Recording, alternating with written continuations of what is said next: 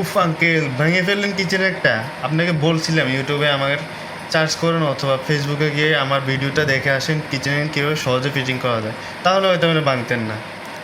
So guys, আজকে অনেক ঝামেলা যাচ্ছে কাস্টমার নিয়ে, তার এটা বললাম না, চলেন ভিডিওতে দেখাই যাক।